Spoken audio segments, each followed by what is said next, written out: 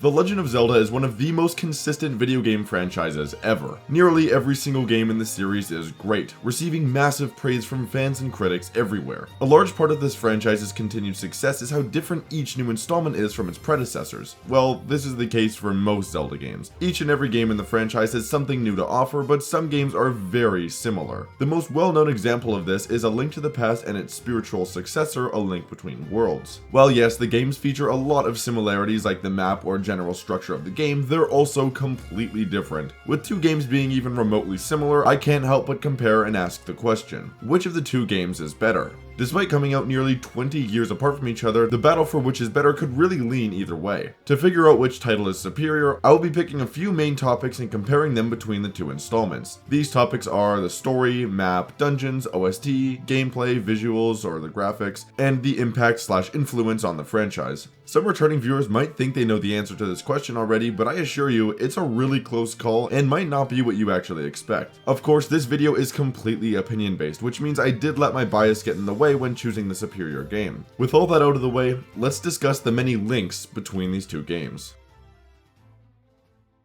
One of my favorite parts of the Legend of Zelda franchise has always been the dungeons. A game's dungeon roster can completely redirect my opinions on the game. Luckily, many titles have a great dungeon roster, though some are definitely better than others. Both A Link to the Past and A Link Between Worlds have a very similar dungeon roster. A lot of the dungeons even share the same name or general ideas. With this in mind, I figured the best way to compare the dungeons of the two games is to put them against each other in a head-to-head comparison. Basically, go dungeon for dungeon, if you will. There are a few exceptions to this name sharing, so there might be a bit of inconsistency, but overall is a very similar category. The first dungeon in A Link to the Past is the Castle Dungeon, which actually doesn't have a Link Between Worlds counterpart, so the Castle Dungeon automatically wins, even if it's a really lame and short starter dungeon. The Eastern Palace is the first real dungeon in both games. These two dungeons are very similar, from the visuals to the overall layout and even the music. They both act as a very good introduction to the game's dungeons and give you a good feel for what is to come. Though if I were to pick a favorite, I would definitely lean towards A Link Between Worlds. Exploring the outside of the dungeon after the Yuga boss fight was a really unique change for many dungeons in the franchise. The introduction to the game's main merging ability makes this choice pretty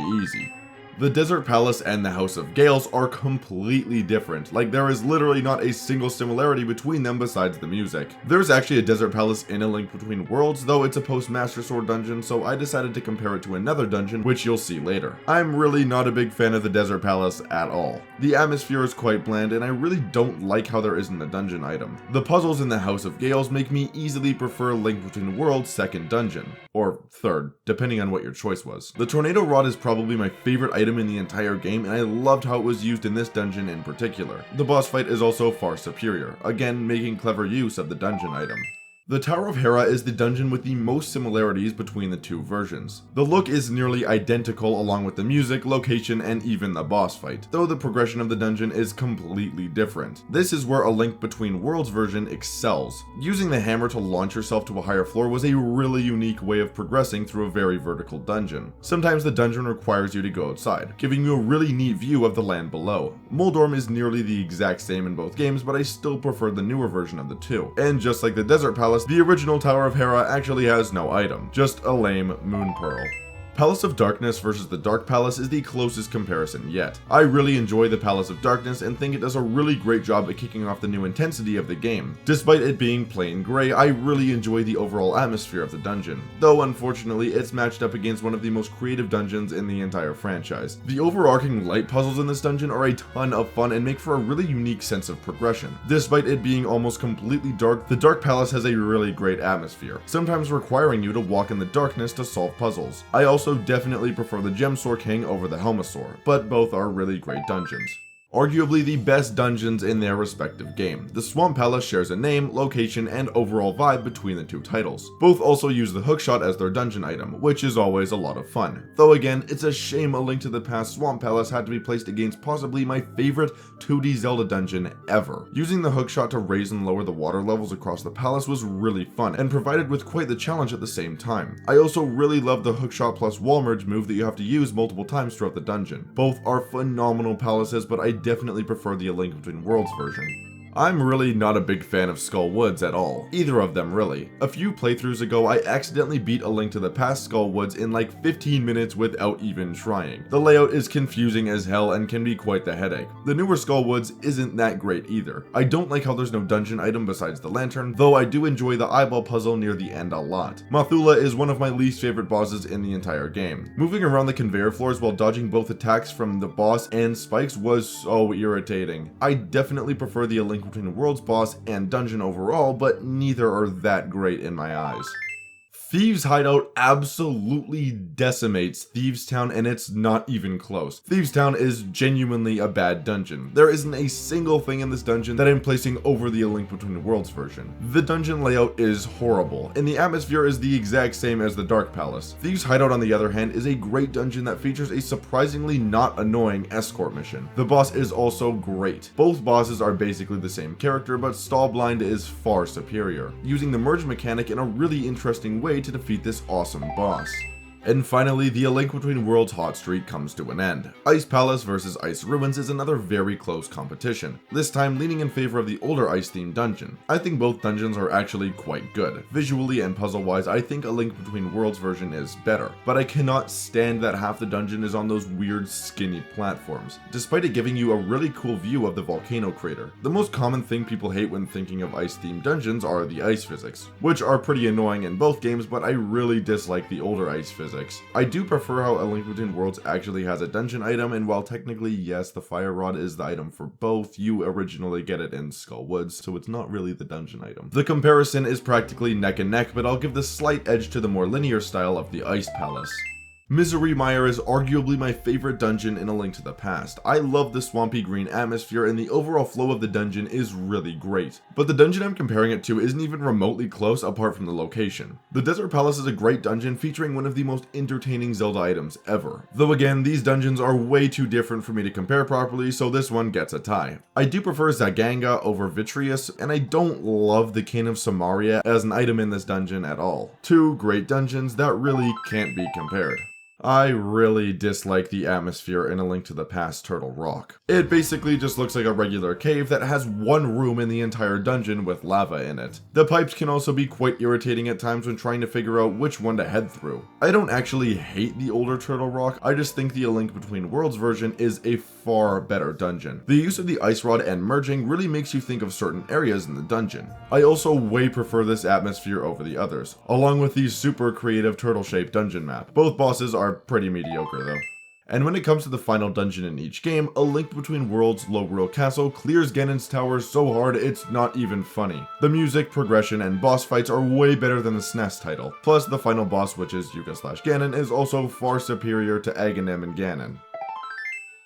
It's quite clear that A Link Between Worlds has the far better dungeon roster than A Link to the Past. Despite both games featuring multiple great dungeons, only one can come out on top. The final score for this category was 3-10, tipping in A Link Between Worlds' favor. But the next category won't be such a blowout. I had already briefly gone over a lot of the items in both games, so now it's time to figure out which game features the better arsenal for the hero of Hyrule. This category is very close. Both games feature a really great item roster, A Link to the Past actually being the introduction for a lot of the iconic returning Zelda items like the hookshot. Despite a lot of the items being similar, they are used in completely different ways. For example, I prefer the elemental rods in A Link Between Worlds with their far more interesting attack pattern. This is most likely due to hardware limitations, which is unfortunate as it's something you can't really control when games come out 20 years apart from each other. The original items in A Link Between Worlds are also far better, with some of my favorite items to use in the entire franchise like the Tornado Rod or Sand Rod. Some of A Link to the Past original items are also quite interesting, like the Cape or Book of Mudora, as we've really never seen anything else like them after their appearance in this game. The My collection in A Link Between Worlds also adds a far greater item upgrade system than the fairy upgrades in A Link to the Past, which can't even upgrade half your item roster. Some of my favorite items in A Link to the Past are the medallions. It's a shame that there's nothing like them in A Link Between Worlds, as they are some of the most powerful and fun items in the entire franchise. By far the biggest difference between the items in the games are how you actually obtain them. The rental system system in A Link Between Worlds is really not my favorite thing, but I actually really enjoy it at the same time as it's really unique. I also kinda wish the magic meter was only limited to certain items like magic rods or, stuff like that, but I completely understand why it was used and even needed in the game. Overall, I think A Link Between Worlds has the superior item roster, though that's not discrediting the influence A Link to the Past roster had on the franchise as a whole. Two of the greatest arsenals of items Link has ever wielded. It's a shame they had to go against each other. Let's take a break from the actual gameplay aspects of the game and talk about which game has the better visuals. Graphics are one of the most important part when it comes to talking about how good a video game is. If a game doesn't have pleasing visuals, the chances are it won't be a very fun time to play. I absolutely love both games' art styles and visuals, but one has always been a personal favorite of mine. When I was younger, I had this really weird obsession with pixel art. I loved the style so much. It felt really cozy for some reason. I had always liked the pixel art from games like Link's Awakening or Minish Cap, but one of, if not the best pixel art styles in the entire franchise is A Link to the Past. I think it's pretty safe to say that this is the most well-known pixel art style in the series as well. All the sprites look so good and is very easy to understand what it's representing or what it's supposed to be. The land of Hyrule is filled with a ton of pretty and vibrant colors. I've always loved this art style so much and think it has aged perfectly. It still looks so good 30 years later. And of course, Link has pink hair. That is pretty sweet. On the other hand, A Link Between Worlds still has a great art style. The 3DS era is super nostalgic to me as it was one of my most played consoles throughout my childhood. Of course, this game fits the console so well, though I do think it hasn't aged that great when comparing it to the SNES visuals. I really do love the graphics for A Link Between Worlds and think they're really great. I just prefer the older pixel art style of A Link to the Past. As previously mentioned, visuals are one of the most important parts of making a video game great. Though not exactly as important, a good soundtrack is definitely a necessity for a memorable experience. Unfortunately, older games will always have the disadvantage when comparing soundtracks, and this case is no exception. I definitely prefer the OST in A Link Between Worlds, but in no universe does A Link to the Past have a bad or even anything below good soundtrack. It features some of my personal favorite soundtracks in the franchise like Zelda's Lullaby or Power of the Gods. This might actually be the most influential Zelda soundtrack of all time, serving as the origin for a ton of the franchise's most iconic recurring themes like the previously mentioned Zelda's Lullaby or even Ganon's theme. For the time, this soundtrack was phenomenal. Funny enough, A Link Between Worlds actually reuses a lot of the songs from the original and improves on them, like the Light World Dungeon theme or the Low World Overworld theme. The hardware limitations of the SNES greatly hinder this soundtrack to its full potential. The overall size and epicness of A Link Between Worlds OST makes this debate not even close in my eyes. Having more themes can really help cut back on repetition. Almost every dungeon having its own unique theme really helps with adding more personality to these ancient palaces. Even having far more individual character themes like Ravio, Yuga, or Hilda. A Link Between Worlds has one of my favorite OSTs in the entire franchise. I don't think it features a single bad track, which for a soundtrack of this scale is very impressive. Discussing Zelda soundtracks is always interesting as literally none of them are bad. It's just a battle of which can be greater.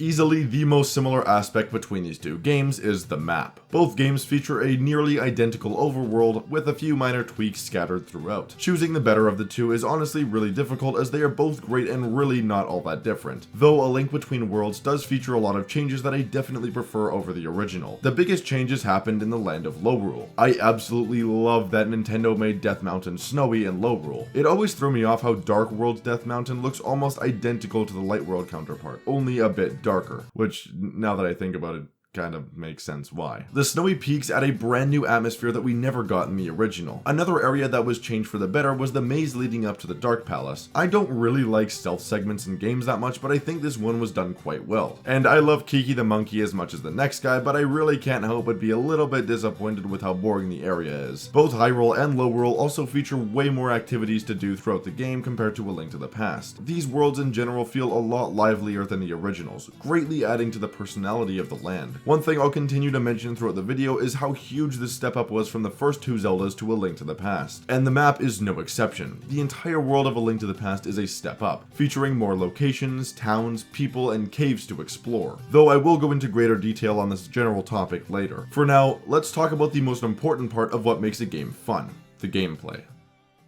I really don't mean to sound like a broken record here, but this is yet another category that A Link Between Worlds will dominate in. This might sound really weird, but I think the gameplay is one of my least favorite things about A Link to the Past. I've been very public on my issues with A Link to the Past and how weird it can feel at times, so this shouldn't come as a surprise to any returning viewer. The part that always pisses me off about A Link to the Past gameplay is how the sword feels. The hitbox is very inconsistent and doesn't feel quite right, which can be a huge pain when fighting enemies who move around a lot. The way Link moves in this game is also pretty annoying when paired up with the irritating sword controls. Link can move in practically any direction, but the sword really only swings in 4 of those directions. The swing is also quite inconsistent, with some frames of animation not even registering a hit when it very clearly should. A Link to the Past can also be quite ruthless at times, giving the player minimal room for error. Some of the early Dark World enemies can do 3 hearts of damage per hit.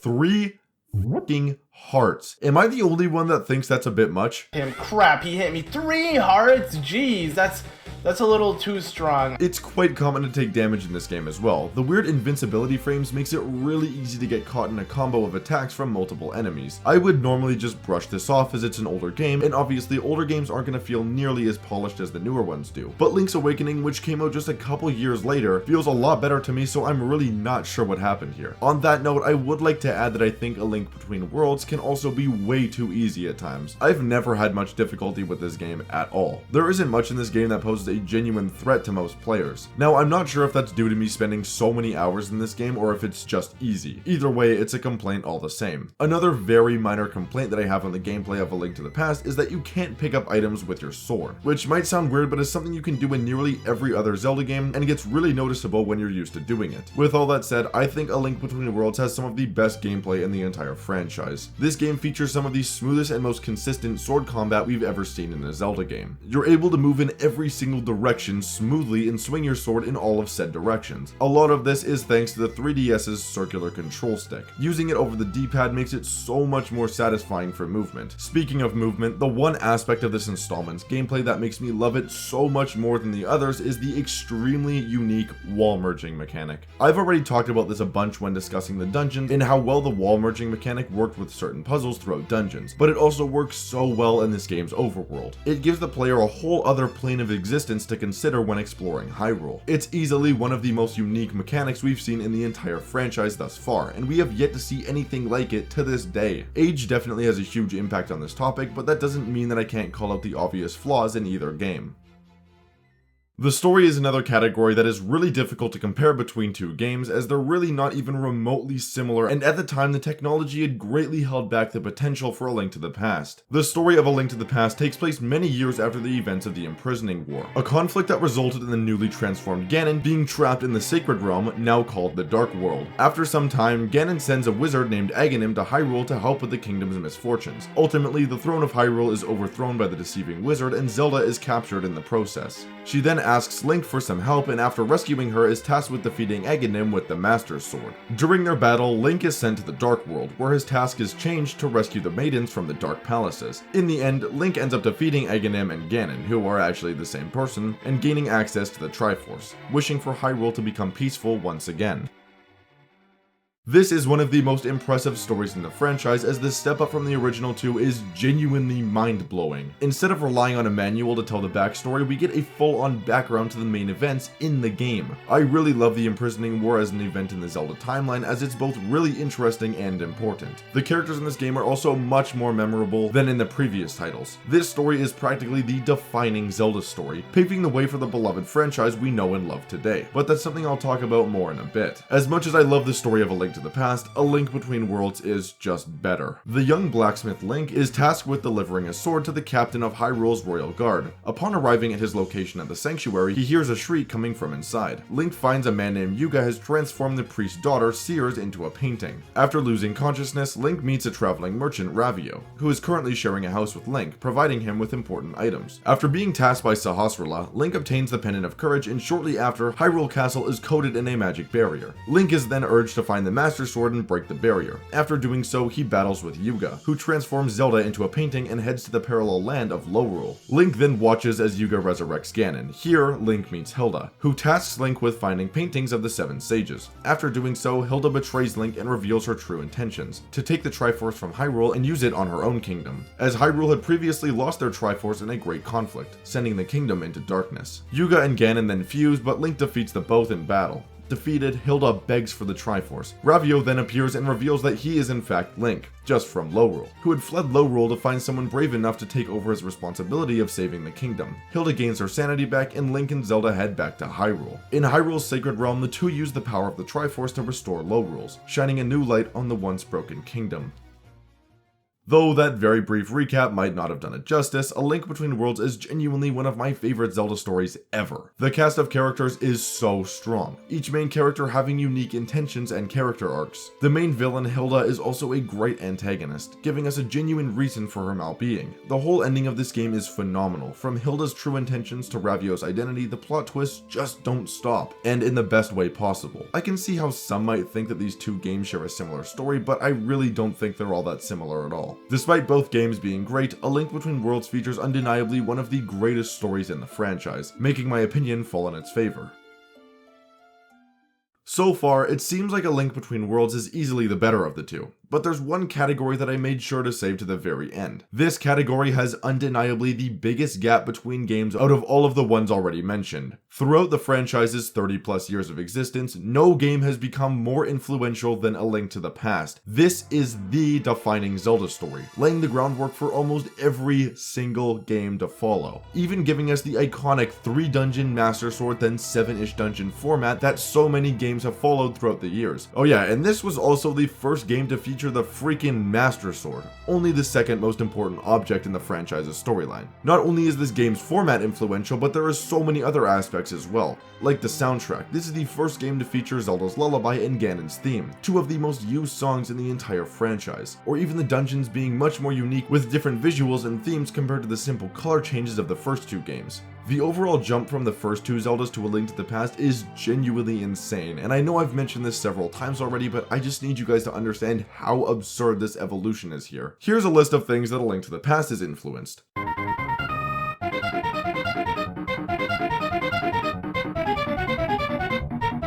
And here's a list of things that A Link Between Worlds has influenced.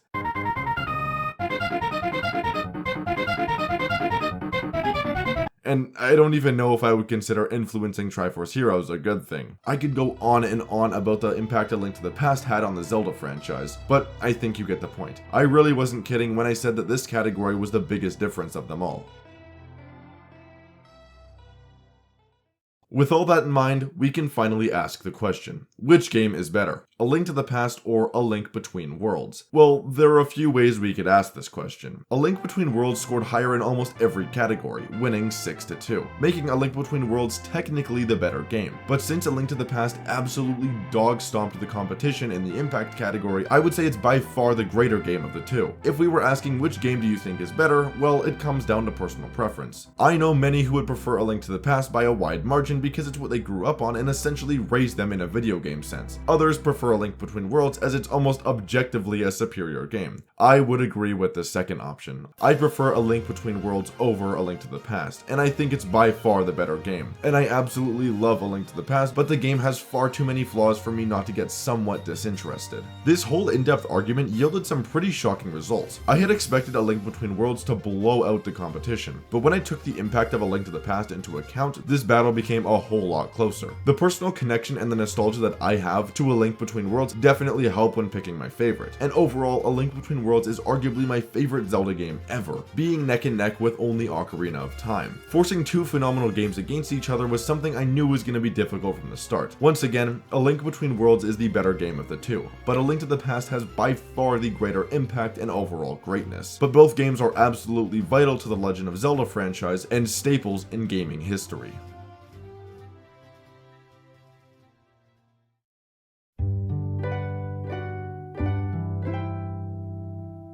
Okay, that was a lot of talking. Thank you to everyone who watched all the way through. I really appreciate it. I hope you could agree with at least some of my opinions, and if not, that's what these videos are for. Feel free to comment your opinions on each game in the comment section below. If you enjoyed the video, be sure to subscribe and turn on notifications. We are so close to 10,000 subscribers, and it would mean the world to me if you guys could help me reach my goal. Thank you all for the continued support. The feedback on my content has been so great, as it really puts a smile on my face to see that you guys are enjoying the videos and even the community as a whole. Thanks for everything. You guys are the best. I hope you enjoyed the video. I'll see you in the next one.